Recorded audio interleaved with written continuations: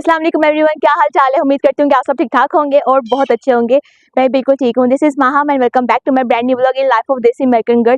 तो अभी व्लॉग मैंने बहुत जल्दी स्टार्ट किया है क्योंकि आज मैं जा रही हूँ अपने सिटीजनशिप के इंटरव्यू के लिए। आपको याद है तकरीबन कोई 1.5 मंथ पहले मैंने आप लोगों को बताया था कि मेरा जो सेकंड स्टेप था नेचुरलाइजेशन का यानी कि सिटीजनशिप का, वो मेरा हो गया था। उस पर मेरी हुई थी डॉक्यूमेंटेशन। तो आज मेरा थर्ड स्टेप है जिसमें होगा मेरा इंटरव्यू। अब मैं कंफ्यूज भी हूँ, नर्वस भी हूँ, लेकिन इन दोनों के साथ साथ मैं कॉन्फिडेंट भी बहुत हूँ कि इंशाल्लाह मेरा टेस्ट बिल्कुल पास हो जाएगा क्योंकि मैंने तैयारी भी बहुत अच्छी की है। बस अभी मैं जाऊँगी, अबू बकर मुझे लेके जा रहा है और टेस्ट मामा लोगों के घर के तकरीबन जहाँ पे ऑफिस है ना, पूरे मैरीलैंड का एक ही जगह पे होता है। तो हम लोग इधर से ही जाएंगे, इसलिए मैं मामा की तरफ आई थी थोड़े दिन रहने के लिए। क्या अब मैं अपनी बहनों से भी मिल लूँगी और साथ मेरा टेस्ट भी हो जाएगा। तो आज फाइनली वो डे आ चुका है। मुझे यकीन ही नहीं आ रहा है कि आज मेरा सिटीजनशिप का इंटरव्यू है। तो अब चलते हैं और इंटरव्यू में क्या होगा, कैसे पूछेंगे, सब कुछ मैं आपको ना इंटरव्यू के बाद बताऊंगी।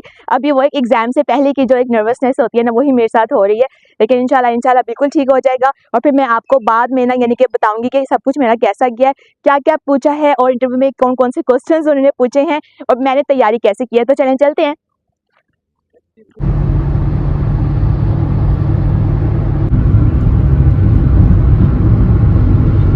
हम लोग इधर पहुंच गए हैं ऑफिस जहाँ पे इंटरव्यू है और कुछ देसी लोग भी इधर बैठे हुए हैं जिनका आज सिटीजनशिप का टेस्ट है। और ये है बिल्डिंग। अब मुझे पता नहीं कि अंदर फ़ोन यूज़ करने देंगे बोकर, तो बोकर बता रहे हैं कि अंदर फ़ोन नहीं यूज़ करने देंगे। फिर मैं आपको ना बाहर आके सारी अपडेट दूंगी। देखिए कितने ज़्यादा लोग जो हैं वो टेस्ट के लिए आए हैं। यहाँ पे कुछ देसी फैमिलीज बैठी हुई हैं, कुछ लोग आ रहे हैं और हम भी अब अंदर चलते हैं। US citizenship and immigration services. अब मैं जा रही हूँ अंदर, फ़ोन ना मैं बंद करने लगी हूँ। इंशाल्लाह बहुत अच्छा होगा। चलिए ठीक है, मैं बाद में मिलती हूँ।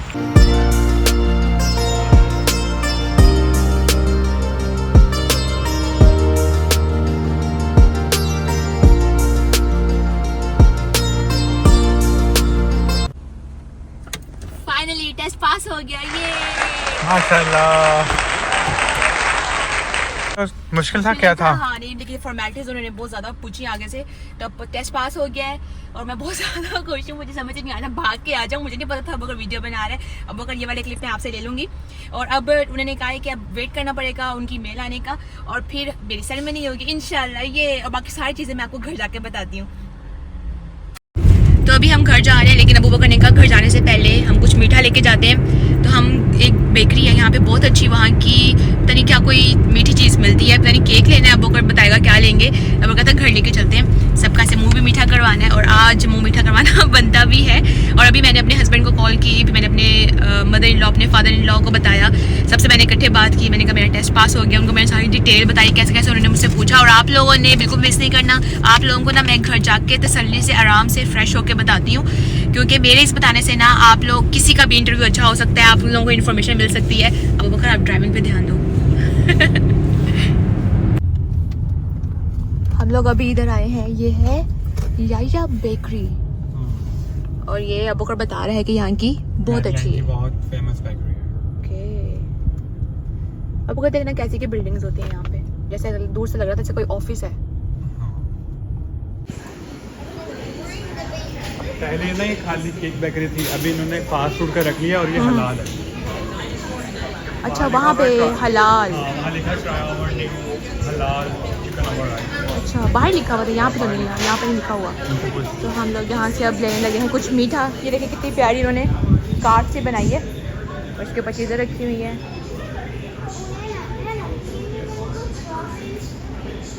ऐसे लग रहा है जैसे ना किसी लाहौर की है ना, वो कैसे किसी लाहौर की बेकरी में आ गए हैं।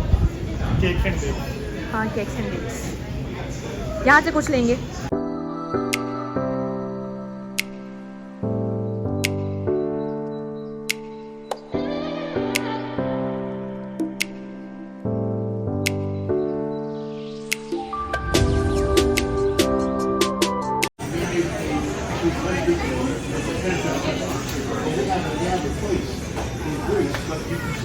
आज तो बहुत मीठा मीठा हो गया है।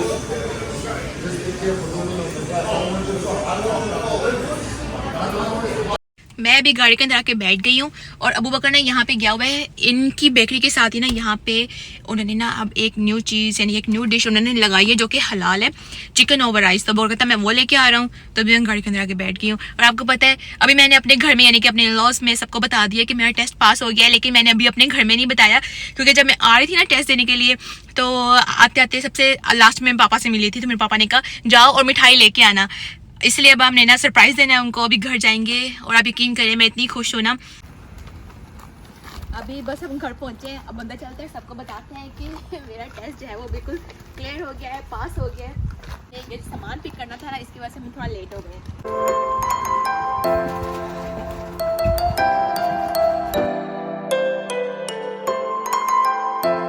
तो जी अभी बस मैं फ्रेश हुई हूँ और आपके मामा लोगों को बताया, सब माशाल्लाह माशाल्लाह बहुत खुश हुए हैं। और जाहिर सी बात है जो आपके अपने होते हैं ना वही सबसे ज़्यादा खुश होते हैं, और ये मेरी खुशी है शायद इसलिए मुझे ज़्यादा खुशी हो रही है।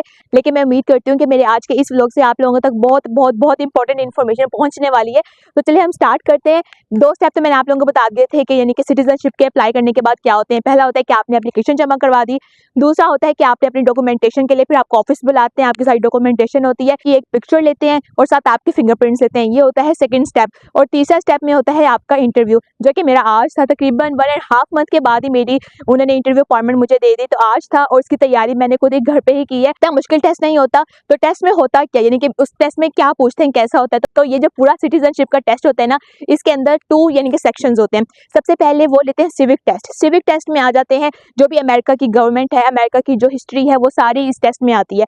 आपको वो एक बुकलेट देते हैं जो आपकी डॉक्यूमेंटेशन यानी कि स्टेप 2 के टाइम पे आपको एक बुकलेट दे दी जाती है। तो उसके अंदर होते हैं 100 क्वेश्चन, जो कि मैंने आप लोगों को बुकलेट दिखाई भी थी और बताया था कि अब इसमें से ना मैंने क्वेश्चंस जो है वो तैयार करने हैं, और वो सारे क्वेश्चंस ना आपने याद करने होते हैं, मतलब सिविक टेस्ट में। तो उन 100 क्वेश्चंस को आपने अच्छे से याद कर लेना है। उसमें से 10 क्वेश्चन वो आपसे पूछेंगे जिसमें से 6 के आंसर आपको यानी कि सही पता होने चाहिए। ये होता है सिविक टेस्ट। और फिर दूसरा पार्ट होता है इंग्लिश टेस्ट का। उसके अंदर 3 पोर्शंस आ जाते हैं, रीडिंग का, राइटिंग का और स्पीकिंग का। अब मैं अंदर गई, ठीक है, वेटिंग रूम में बैठी हुई थी। एग्जैक्ट 11:44 पे मेरी बारी आ गई, उन्होंने मेरा नाम लिया और आपने अलर्ट रहना होता है क्योंकि वहाँ पे डोर्स बने होते हैं, तो वहाँ पे किसी भी डोर से आपको आवाज़ दे सकते हैं। मैं बैठी हुई थी डोर बी में और मेरा डोर ए वाले पे मेरा नाम उन्होंने बोला। मैं बिल्कुल कॉर्नर में बैठी हुई थी, मैं कहा शायद यहाँ से मेरा नाम लेंगे, लेकिन फुल कॉर्नर से उन्होंने मुझे आवाज़ दी कि महामज़हर आ जाए, अब आपकी बारी है। मैं अंदर गई और जाते ही वो मुझे यानी कि पूरा एक कॉरिडोर होता है और फिर उनके यानी कि कैबिन्स बने होते हैं। तो जिन्होंने मेरा इंटरव्यू लेना था, फिर मैं वहाँ पे गई। उन्होंने कहा अभी बैठना नहीं है। क्यों? क्योंकि उन्होंने मुझसे लेनी थी ओथ। उन्होंने ऐसे मेरा राइट हैंड ऊपर करवाया और उन्होंने कहा कि अब आपने बताना है कि जो भी आप बोलेंगे यानी कि जो भी आपसे हम पूछेंगे वो आपने सच सच बताना है। तो मैंने कहा जी मैं बताऊंगी सच। फिर उन्होंने कहा बैठ जाएं, बैठ गई। फिर कुछ देर के बाद उन्होंने कहा अब आपका हम स्टार्ट करने लगे हैं इंटरव्यू, आप रेडी हैं? मैंने कहा जी रेडी हूँ। अब उस टाइम पे ना सही बात है ऐसे हाथ ठंडे हुए होते हैं, आपको कॉन्फिडेंट तो आप होते हैं, लेकिन आपको होता है ना कि पता नहीं हमसे कोई और चीज़ ना पूछ लें। सेम मुझे ना अपने वो इंटरव्यू जो मैंने यहाँ पे आने से पहले दिया था ना, सेम मुझे वही वाली फीलिंग्स आ रही थी। लेकिन उस टाइम पे डर कुछ और था, इस टाइम पे ना डर नहीं था। इस टाइम पे बस हल्की सी ना एक नर्वसनेस थी कि हाँ पता नहीं अब कैसा क्वेश्चन होंगे, कैसा पूछेंगे। लेकिन खैर उन्होंने कहा हम आपका ना आप टेस्ट स्टार्ट करने लगे हैं। तो टेस्ट में उन्होंने सबसे पहले मुझसे सिविक टेस्ट के यानी कि वो क्वेश्चंस पूछे। तो मैंने ऐसे नीचे काउंट भी करी थी कि अच्छा अगर मेरे 6 सही हो जाएंगे, अगर उन्होंने मुझसे 7वां पूछ लिया समझेंगे फिर मेरा एक गलत हो गया। तो उन्होंने जैसे उन्होंने 6 क्वेश्चन यानी कि बारी बारी पूछे। उन 100 जो बुकलेट के अंदर 100 क्वेश्चन है ना, सेम उसी में से उन्होंने मुझसे पूछा। और जैसे 6 में जब मेरा 6 वाला उन्होंने मुझसे पूछा, उसके बाद यानी कि उन्होंने कोई मुझसे पूछा नहीं क्योंकि मेरे सारे 6 के 6 जवाब थे वो बिल्कुल सही थे। फिर उन्होंने कहा कि अब ना आपके साथ ना उन्होंने टैबलेट सामने रखा हुआ था मेरे। उन्होंने कहा इसके ऊपर एक स्टेटमेंट आ रही है, आपने वो ऊंची आवाज़ में पढ़ना है। मतलब कि यहाँ पे वो अब मेरी चेक कर रहे थे कि मेरी रीडिंग स्किल्स कैसी है, ठीक है। रीडिंग में क्या होता है कि वो आपको ना 3 यानी कि अगर आपने पढ़ते हुए एक स्टेटमेंट आपकी गलत हो गई है तो फिर वो एक और स्टेटमेंट देते हैं। लेकिन जब उन्होंने मुझे बताया कि आपने ये पढ़नी है तो मैंने एक दफ़ा ऊंची आवाज़ में पढ़ा तो वो मेरी सही थी, तो उनको नेक्स्ट ऑप्शन देने की ज़रूरत नहीं पड़ी। फिर उन्होंने कुछ टाइम अपने कंप्यूटर पर लगाया। फिर उन्होंने कहा अब आप ना पेन पकड़ लें, टैबलेट पे ही पेन पकड़ लें या अपने हाथ सही ना। अब हम आपसे ले लगी हैं राइटिंग टेस्ट। तो राइटिंग टेस्ट में क्या होता है, वही 3 स्टेटमेंट्स उनके पास होती है। तो उन्होंने एक स्टेटमेंट यानी कि अगर हमारी सही हो गई फिर वो नेक्स्ट यानी कि आगे प्रोसेस करते हैं। तो उन्होंने कहा ये लिखें आप, Lincoln was president during civil war. तो यहाँ पे अब आपने बिल्कुल बिल्कुल बिल्कुल ध्यान रखना है कि अब आपने कौन सा कैपिटल वर्ड लिखना है, कौन सा आपने कहाँ पे आपने छोटा वर्ड लिखना है। तो जैसे लिंकन है, एल मैंने कैपिटल लिखा, वॉज प्रेसिडेंट, अब प्रेसिडेंट का जो पी है वो कैपिटल लिखना है। ड्यूरिंग सिविल वॉर, अब सिविल वॉर का जो सी और डब्ल्यू है वो भी मैंने कैपिटल लिखा। फिर उन्होंने मेरा सबमिट कर दिया कि बिल्कुल ठीक है। फिर उसके बाद ना यानी कि यहाँ तक तो मेरा समझे 5 मिनट भी नहीं लगे मुझे। उसके बाद मेरा जो उन्होंने स्पीकिंग टेस्ट लिया है ना, मतलब कि जो उन्होंने स्पीकिंग टेस्ट में ये होता है कि वो आपसे आपकी इन्फॉर्मेशन, आपके बैकग्राउंड के बारे में सब कुछ पूछते हैं कि क्या वो एक्यूरेट हैं कि नहीं है। तो इसमें तकरीबन मुझे लग गए 20 से 25 मिनट ना मेरे स्पीकिंग पे ही लग गए। अब उन्होंने पूछना स्टार्ट किया, अभी तो मैं देख के आई हूँ ना इसलिए मुझे हर चीज़ एग्जैक्ट याद है। अच्छा, उन्होंने मुझसे पूछा कि पहले उन्होंने मुझे पूछा कि आपका नेम क्या है, मैंने अपना नेम बता दिया। फिर उन्होंने पूछा कि आप कहाँ से आई हैं, मतलब कि कौन सी नेशनैलिटी है आपके पास, मैंने बताया पाकिस्तान की है। फिर उन्होंने कहा कि आप कहाँ पे रहती हैं, मैंने अपना एड्रेस बताया। उन्होंने कहा अपना फ़ोन नंबर बताया, मैंने फ़ोन नंबर बताया। अच्छा, मैं सारी बातें ना आपको एग्जैक्ट बता रही हूँ कि जो उन्होंने मुझसे पूछा है। हाँ, आगे पीछे चीज़ें पूछी हैं, मैं आपको ज़रा एक सीक्वेंस में बताती हूँ। फिर उन्होंने पूछा कि आपकी शादी कब हुई, फिर मैंने डेट बताई। फिर उन्होंने पूछा आपके पास जो ग्रीन कार्ड है, आप कब से आपके ग्रीन कार्ड होल्डर हैं। फिर मैंने इनको एग्जैक्ट डेट बताई कि 27 दिसंबर को मैं यहाँ पे आई थी, 28 दिसंबर 2020 को मेरे पास यानी कि परमानेंट रेजिडेंट कार्ड आ गया था, तब से ही मैं ग्रीन कार्ड होल्डर हूँ। फिर उन्होंने मुझसे पूछा कि आपके हस्बैंड का बर्थ सर्टिफिकेट दिखाएं। फिर मैंने उनका बर्थ सर्टिफिकेट, क्योंकि मेरा स्पाउस वीज़ा पे मैं अपना ये टेस्ट दे रही थी ना उनकी बेस पे 3 इयर्स के बाद, तो इसलिए उन्होंने मुझसे पूछा कि आपके जो हस्बैंड है उनका जो आप बर्थ सर्टिफिकेट है वो दिखाएं। फिर मैंने वो दिखाया। फिर उन्होंने मुझसे ऐना का पूछा। फिर उन्होंने मुझसे पूछा कि ऐना कितने ईयर की है, फिर मैंने वो बताया। फिर उसके बाद उन्होंने मुझसे पूछा कि फिर ऐना का भी बस इंश्योरेंस कार्ड भी था, मैंने वो दिखाया। फिर मेरे पास कार की इंश्योरेंस थी, वो दिखाई। फिर उन्होंने मुझसे पूछा कि जिस जगह पे घर है वो कहाँ पे है, वो एड्रेस पूछा। और साथ फिर उन्होंने मुझसे पूछा कि वो किनका घर है, यानी कि हर चीज़ उन्होंने इतनी डिटेल से पूछी ना। फिर उसके बाद उन्होंने मुझसे और क्या चीज़ें पूछी कि मैंने कहीं यानी कि कहीं बाहर के मुल्क में ट्रैवल किया है, और अगर कभी किया है तो फिर कब किया है। फिर मैंने उनको सारा बताया कि मैंने भी नहीं किया, बहुत पहले किया था। 2016 में हम लोग उम्रे पे गए थे, मेरी पूरी फैमिली गई थी, और उसके बाद से हमने अभी तक नहीं किया। जब से मैं अमेरिका आई हूँ तब से मैंने कोई बाहर ट्रैवल नहीं किया। फिर उन्होंने मुझसे पूछा जो फाइल लेके आई हो ना इसमें क्या है। मैंने कहा मैं आपको दिखाऊँ। उन्होंने कहा दिखाओ नहीं, मुझे बताओ, मतलब कि वैसे ही बताओ क्या क्या है। फिर मैंने कहा मेरे पास ये चीज़ें हैं जो आपने सारे एविडेंस कहा है कि ये लेके आने हैं। मैंने कहा मैं सारे सब कुछ लेके आई हूँ। फिर उन्होंने मुझसे और क्या चीज़ें पूछी, उन्होंने पूछा कि क्या आपके पेरेंट्स जो हैं वो सिटीज़न हैं, आपके यानी कि मामा पापा का अलग-अलग उन्होंने पूछा। मामा पापा को अभी 5 इयर्स हो गए हैं, तो उन्होंने अब जल्दी से अप्लाई करना है, क्योंकि तैयारी में ऑफ कोर्स टाइम लगता है, और हर एक को ना अपनी एज के हिसाब से थोड़ा-सा तैयारी में मसला हो जाता है। आपको पता है जो पेरेंट्स होते हैं ना उनको थोड़ा-सा टाइम लग जाता है, लेकिन इंशाल्लाह वो भी कर लेंगे। उन्होंने तो अपनी तैयारी स्टार्ट कर दी हुई है, तो इंशाल्लाह बहुत जल्द वो भी सिटीज़न होंगे। और टाइम तो लगता ही है हर एक चीज़ में, लेकिन जब आप ये वाला जो आप नेचुरलाइजेशन का यानी कि सिटीज़नशिप का जो एक टेस्ट होता है ना, इसकी सिर्फ 2 अटेम्प्ट्स होती हैं, और इसकी फ़ीस भी मैंने आपको अपने जो मैं डॉक्यूमेंटेशन करवा के आई थी उस बारे में बता दी थी कि कितनी फ़ीस है। और अगर आपने मेरा यानी कि स्टेप 1 वाला भी व्लॉग नहीं देखा, स्टेप 2 वाला भी व्लॉग नहीं देखा, तो कोई बात नहीं, मैं डिस्क्रिप्शन बॉक्स में उन दोनों व्लॉग से लिंक मेंशन कर दूँगी कि कौन सी जगह से मैंने अप्लाई किया है, और डॉक्यूमेंटेशन में मेरे से क्या-क्या चीज़ें पूछी, कैसा हुआ, सब कुछ ना उस व्लॉग में है। तो दोनों व्लॉग्स के जो लिंक है ना वो मैं डिस्क्रिप्शन बॉक्स में मेंशन कर दूँगी। अच्छा, फिर उसके बाद उन्होंने मुझसे दोबारा साइन करवाए, और फिर उन्होंने मुझसे दोबारा एक दफ़ा और ओथ ली सिग्नेचर्स वाली कि जो चीज़ें आपने हमें दी हैं क्या वो एग्जैक्ट है। फिर मैंने कहा ये बिल्कुल ठीक है। फिर उन्होंने मुझे एक और पेपर दिया, उसके बाद उन्होंने कहा कांग्रेचुलेशंस, आपका टेस्ट जो है वो पास हो गया है। और फिर अभी डिसीजन जो है ना, वो जो भी पेपर्स वगैरह मैंने सबमिट कराए थे, उन्होंने कहा कि वो हम एक दफ़ा गो थ्रू करेंगे, जैसे ये प्रूव हो जाएंगे फिर आपको हम सेरेमनी के लिए आपको बुलाएंगे। मतलब कि नेक्स्ट अब मेरा स्टेप 4 है, वो थोड़ा-सा टाइम लेते ही होते हैं। उन्होंने कहा कि फॉर्मेलिटी है, इसमें टाइम लगता ही है, यानी कि मेरा स्टेप 3 जो है वो कंप्लीट हो चुका है, और अब स्टेप 4 में मैंने जस्ट अपनी ओथ लेनी है, जिसमें यानी कि वो प्रॉपर एक सेरेमनी होगी। तो वो कब होगी तो वो मुझे खुद ही यानी कि बताएंगे, मुझे मेल करेंगे, और उसमें 1 मंथ भी लग सकता है, 2 मंथ भी लग सकता है, या जल्दी भी हो सकता है। तो वो सारा उनके प्रोसीजर पे डिपेंड करता है कि कितनी जल्दी वो मेरा केस जो है ना वो दोबारा गो थ्रू करते हैं।